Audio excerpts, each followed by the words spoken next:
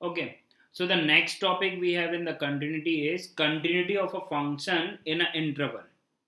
अगर हम इंटरवल की बात करें तो यहाँ पर जो फर्स्ट केस है उसमें हमारे पास में ओपन इंटरवल की हम बात कर रहे हैं, मतलब कि x जो है वो बिलोंग कर रहा है a से b में। तो अगर ओपन इंटरवल मतलब कि x इज इक्वल टू ए और x is equal to b जो है उसमें शामिल नहीं है, ठीक है। तो a से b का जो इंटरवल है उसमें फंक्शन कंटिन्यूस होगा, ये हम कैसे चेक करेंगे। तो a से लेकर b तक के बीच में अगर फंक्शन जो है वो कहीं पर ब्रेक नहीं हो रहा है तो वो फंक्शन कंटिन्यूस होगा, ये तो हो गई ग्राफिकली हम देख सकते हैं। और अगर आपने कोई भी एक x, आपने सपोज करो कि आपने जो है कोई भी एक x चूज किया, लेट से x नॉट जो बिलोंग कर रहा है a से b में, उस पर आपने limit x tending to x naught पर आपने फंक्शन का चेक किया और उसका वैल्यू जो है वो अगर f ऑफ x नॉट के बराबर आ गया, मतलब कि वो फंक्शन x नॉट जो है वो कोई भी एक रैंडम पॉइंट है in the interval a to b, open at a and open at b, उसके बीच में आपने एक कोई पॉइंट उठाया और उस पॉइंट पर फंक्शन की लिमिटिंग वैल्यू निकाली, मतलब कि x को आपने टेंड कराया x नॉट की तरफ, जो कि x नॉट जो है वो a से लेकर b तक के इंटरवल में लाई करने वाला कोई भी पॉइंट है। और जो लिमिटिंग वैल्यू आई वो लिमिटिंग वैल्यू जो है वो फंक्शन में जब आपने x की जगह पर x नॉट रखा तो उसके बराबर आ गई। और x नॉट जो है वो कोई भी पॉइंट है in between a to b. इसका मतलब ये हुआ कि जो फंक्शन है वो a से b में कोई भी आपको ऐसा पॉइंट नहीं मिला जिस पर कि फंक्शन जो है वो डिसकंटिन्यूस हो। तो हम ऐसा बोल देंगे कि जो फंक्शन है वो a से b में कंटिन्यूस होगा। इसको लैंग्वेज में हम बोल सकते हैं कि if function is continuous in each and every point in the interval a to b, then the function is called continuous in a to b, ठीक है। तो अगर फंक्शन जो है वो कंटिन्यूस है in the open interval A to B, तो आप देखो अगर इस तरह से हमारे पास में जो ग्राफ गिवन है x इज इक्वल टू ए पर जो है वो वैल्यू कुछ यहाँ पर कोई एक वैल्यू है, x इज इक्वल टू ए पर ओपन है, ठीक है। और x is equal to b पर भी ये फंक्शन ओपन है और यहाँ पर कुछ एक वैल्यू दे रखी है। तो ये जो वैल्यू है ये तो फंक्शन की वैल्यू है a पर, ये फंक्शन की वैल्यू है b पर interval x is equal to ए और x is equal to B में हम बात कर रहे हैं, ठीक है, ओपन इंटरवल में। तो अगर आपने कोई भी एक x नॉट लिया होता तो उसके लिए जब आप लिमिट देखोगे तो इस केस में जो लिमिटिंग वैल्यू है और उस पॉइंट पर फंक्शन की वैल्यू वो सेम आ रही है, तो हम बोलेंगे कि ये जो फंक्शन है वो कंटिन्यूस है in the interval in the open interval A to b. Clear है बात?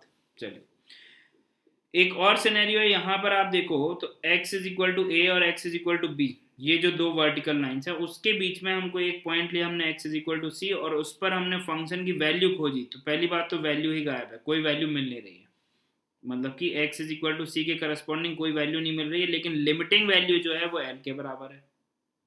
तो लिमिट तो एग्जिस्ट कर रही है जिसका वैल्यू l है, लेकिन एफ एट सी जो है वो डिफाइंड ही नहीं है। मतलब कि हमको ए से बी का जो इंटरवल लिया था हमने ओपन इंटरवल, उसमें हमको एक पॉइंट ऐसा मिल गया जिस पे कि फंक्शन की लिमिट जो है वो तो एग्जिस्ट कर रही है, लेकिन वो जो लिमिटिंग वैल्यू है उस पॉइंट पर फंक्शन की वैल्यू के बराबर नहीं है। इसका मतलब ये हुआ कि फंक्शन जो है वो उस पॉइंट पे क्या हो गया, डिसकंटिन्यूस। तो इस केस में हम नहीं बोल सकते हैं कि x बिलोंग्स टू a से b में फंक्शन कंटिन्यूस है, ऐसा हम नहीं बोल सकते हैं। आई hope this is clear. Okay, तो कहने के मतलब ये हुआ कि जब हम बात कर रहे हैं in the open interval A to B में, तो आपने कोई भी एक रैंडम पॉइंट सिलेक्ट किया in the open interval A to B में, उस पर लिमिट की वैल्यू अगर एफ ऑफ एक्स नॉट के बराबर है, तो अब हर एक पॉइंट पर हम बोल सकते हैं कि भाई हर एक पॉइंट पर मतलब ए से बी इंटरवल में कोई भी एक पॉइंट आप ऐसा खोज लो जिसपे कि उसकी लिमिटिंग वैल्यू फंक्शन की फंक्शनल वैल्यू के बराबर नहीं है, मतलब कि हम कंटिन्यूस नहीं बोल सकते उसको। ठीक है बात? चलिए अब जो है अगर हमने इंटरवल लिया होता क्लोज इंटरवल, अगर क्लोज इंटरवल लिया होता in the interval A to b और ए और बी क्लोज है, तो इस केस में हमको तीन बातों का ध्यान रखना है। पहली बात तो वही है कि भाई अगर एफ एक्स जो है वो कंटिन्यूस है in the each and every point in the open interval A to B, तो function is called continuous in A to B. ये बात तो मतलब close interval A C B की बात हो रही है, तो ओपन में पहले चेक कर लिया। ए से बी पर ओपन में हमने चेक कर लिया, तो इस पहले पॉइंट के बेसिस पर अब तो हम बोल सकते हैं कि फंक्शन जो है वो ओपन इंटरवल ए से बी में कंटिन्यूस है, इतना बोल सकते हैं।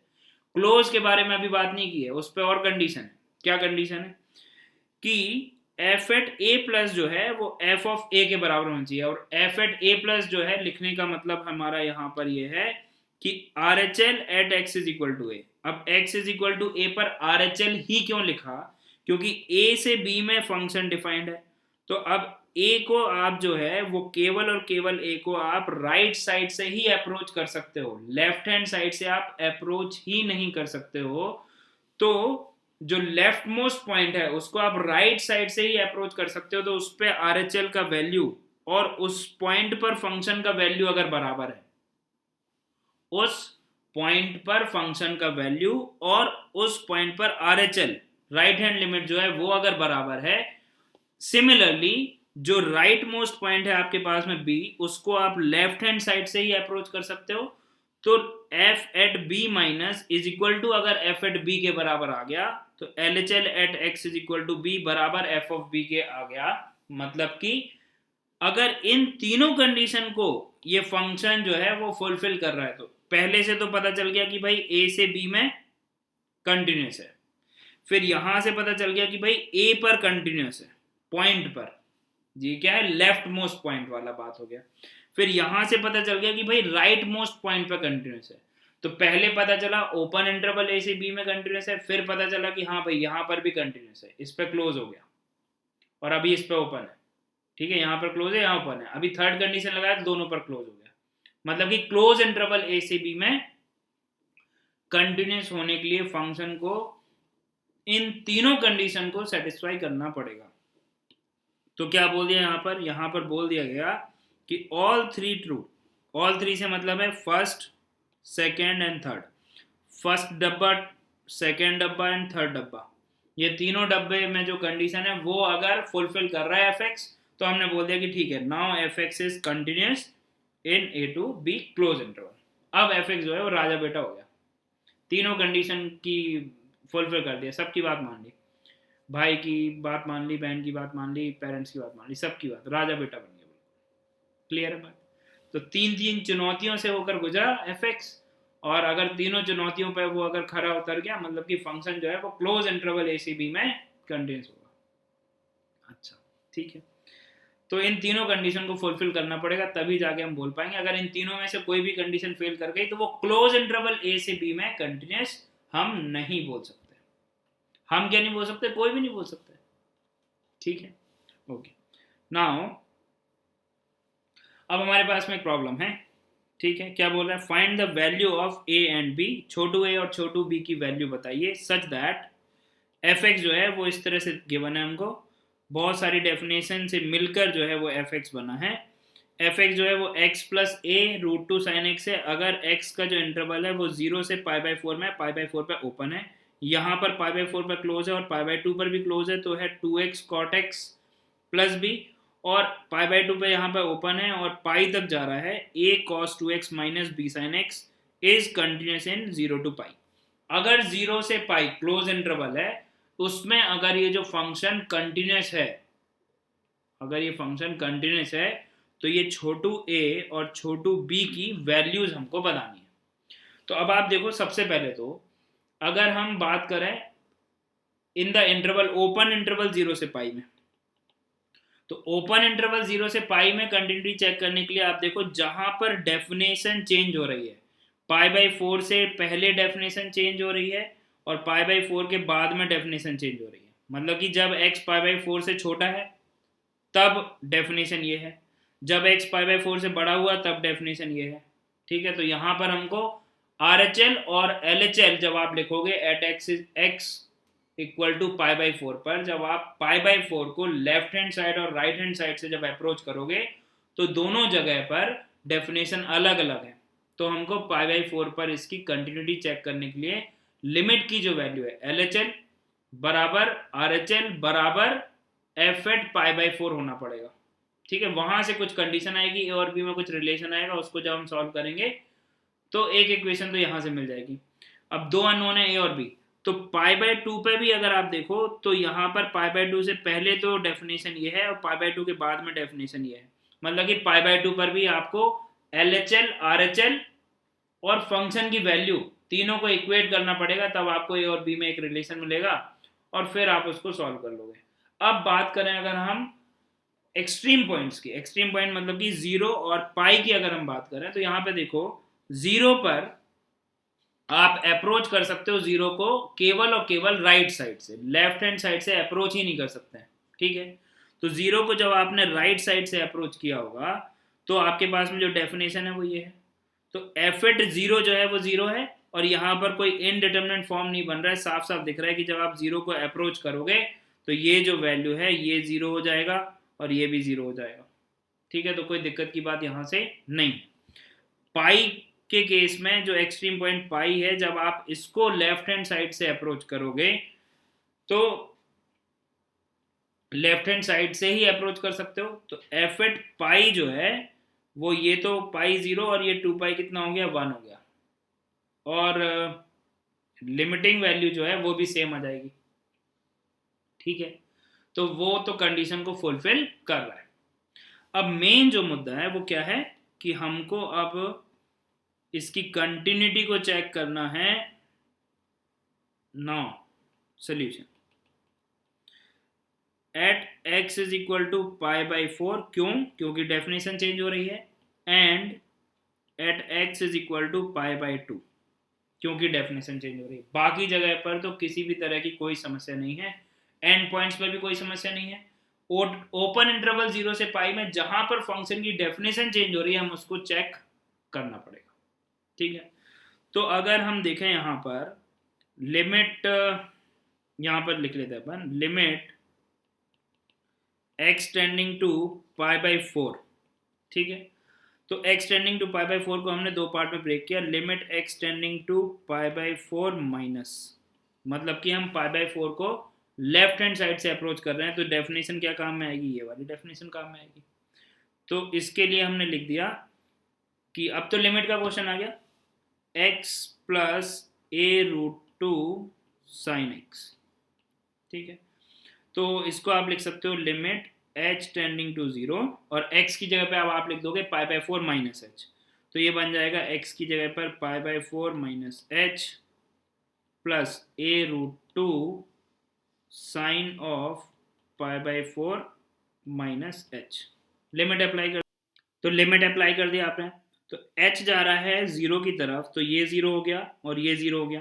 तो ये क्या बन जाएगा आपके पास में? ये बन जाएगा लिमिट h टेंडिंग टू 0 कर दिया हमने, तो ये बन गया आपके पास में पाई बाई 4, मतलब लिमिट तो हमने अप्लाई ही कर दिया, ठीक है। तो इसको हटा देते हैं, पाई बाई 4 हो गया और फिर आ जाएगा आपके पास में प्लस ए रूट टू और ये बन गया आपके पास में साइन ऑफ पाई बाई 4। अब साइन पाई बाई 4 का वैल्यू कितना? 1 बाई रूट टू, तो A root two multiplied by 1 by root two, तो रूट टू से रूट टू तो कैंसिल हो गया, तो यहाँ पे लिख दिया हमने इनटू में 1 बाई रूट टू, तो ये रूट टू से रूट टू कैंसिल, तो a प्लस पाई बाई 4 आ गया आपके पास में limit x tending to pi by 4 minus की तरफ से। अब limit x tending to pi by 4 plus आप देखोगे तो उसके लिए जो डेफिनेशन है वो डेफिनेशन है आपके पास में ये, ठीक है, ये डेफिनेशन है।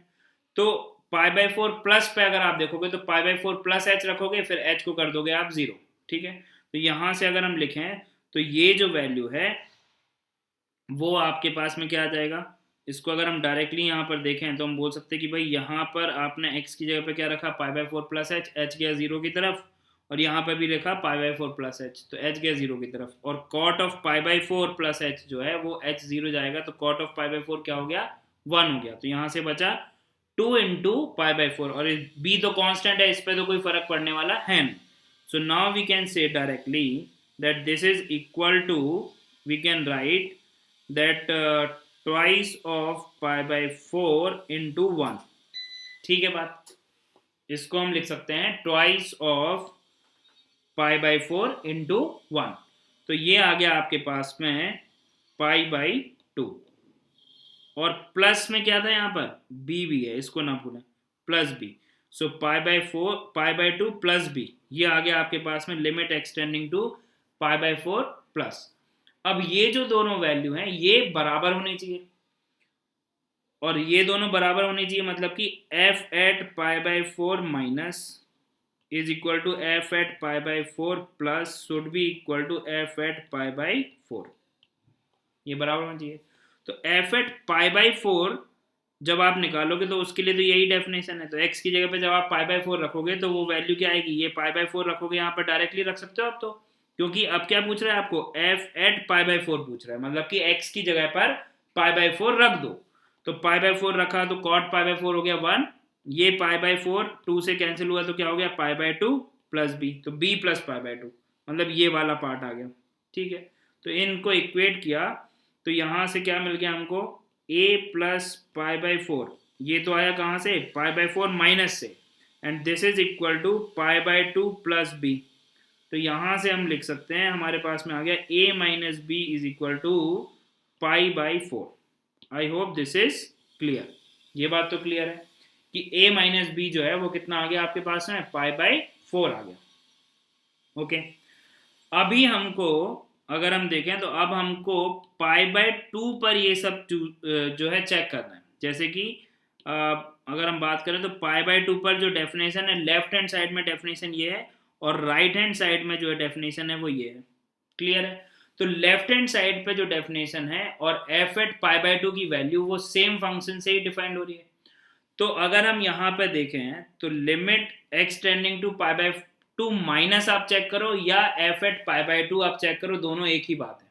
ठीक है बात, तो जब आप x की जगह पे यहाँ पर पाई बाय टू पुट करने का ट्राई करोगे, ट्राई क्या करना है, पुट कर देते हैं, तो cot of pi by two क्या हो जाएगा, zero, cot pi by two zero हो गया, और x की जगह पे पाई बाय टू रखा तो ये दोनों भी कैंसिल हो गए।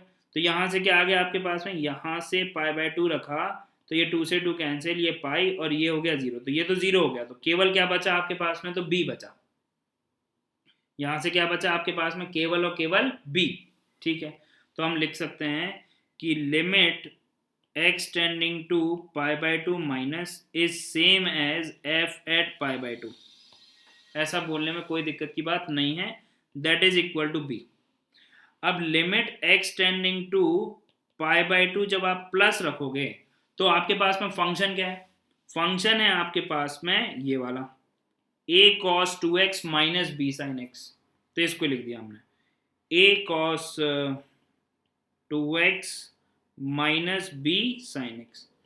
अब जब आप राइट हैंड लिमिट इवेलुएट करोगे तो यहाँ से जो वैल्यू आएगा उसको आप b के साथ इक्वेट करोगे तो आपको a और b में एक रिलेशन मिलना चाहिए। ठीक है, करते हैं, तो यहाँ से limit x tending to pi by two plus, या फिर इसको मैं लिख दूं limit h tending to zero, और x को आपने क्या रख दिया, pi by two plus h, तो a cos twice of pi by two plus h minus b sine pi by two plus h. ठीक है, यहाँ तक तो इस टू को अंदर लेके गए, तो limit h tending to zero as it is a cos, two अंदर गया, ये वाला टू अंदर गया, तो इस वाले टू को कर दिया कैंसिल। ठीक है, तो ये वाला टू जो है ये तो इससे हो गया कैंसिल, और ये टू अंदर गया तो ये क्या बन गया, पाई प्लस टू एच, कोई दिक्कत की बात नहीं है, minus b cos of pi by two plus theta, ये कौन सा क्वाड्रेंट पहुंच गया, सेकेंड, सेकेंड में sine of odd multiple of pi by two plus theta cos बन जाएगा और पॉजिटिव ही रहेगा। ठीक है, ट्रिग्नोमेट्री के सौजन्य से, मतलब ट्रिग्नोमेट्री की मदद से हमने ऐसा बोल दिया, तो ये बन गया कॉस ऑफ एच। ठीक है बात, एच जा रहा है जीरो की तरफ तो जीरो भेजा, तो ये बन गया कॉस पाई, कॉस पाई कितना होता है, माइनस वन, और कॉस जीरो जो है वो कितना होता है, वन होता है। ठीक है, तो ये आ गया आपके पास में माइनस ए और माइनस बी। अब माइनस ए और minus b is equal to क्या होना पड़ेगा, बी के बराबर, कंटिन्यूटी के लिए। So minus a minus b is equal to b, so we can say, और एक और रिलेशन क्या आ गया था हमारे पास में, एक रिलेशन ये आ गया और एक रिलेशन आ गया था हमारे पास में, अगर आपको याद है, so that is a minus b का जो डिफरेंस है वो पाई बाई फोर आया था। ठीक है, यहाँ पर ये जो आया था हमारे पास में, तो a minus b is equal to pi by four, और a minus b is equal to क्या आ गया आपके पास में, तो माइनस ऑफ बी जो है, माइनस ऑफ ए जो है, उसको आप लिख सकते हो कितना, 2b। माइनस ऑफ ए को क्या लिख सकते हो आप, 2b, मतलब ए को लिख सकते हो आप माइनस ऑफ 2b, यहाँ पे रख दिया। तो minus of 3b is equal to आ गया π/4, that is b is equal to minus का π/12। I hope this is clear. तो b का वैल्यू तो आ गया आपके पास में माइनस का π/12। अब a का वैल्यू क्या है, a का वैल्यू है माइनस का 2b, तो यहाँ पर रख देते हैं। यहाँ पर रखने से हमको क्या मिल जाएगा, a is equal to minus of 2 into b का वैल्यू है माइनस का π/12, माइनस माइनस प्लस हो गया, इस 2 से इस 12 को कैंसिल आउट किया तो बन गया 6। तो a का वैल्यू जो है वो आ गया आपके पास में कितना, π/6, और b का वैल्यू जो है वो आ गया था आपके पास में π/12 विद माइनस। तो ये आपके पास में फाइनल आंसर आ गए, values of A and b. तो क्लोज इंटरवल में फंक्शन कंटिन्यूस है, उसके लिए हमको जो ओपन इंटरवल के बीच में जो भी पॉइंट आ रहे हैं उसमें जहां जहां फंक्शन का डेफिनेशन चेंज हो रहा है, हमको वहां पर फंक्शन की कंटिन्यूटी चेक करनी ही पड़ेगी। ठीक है, so I hope this is clear.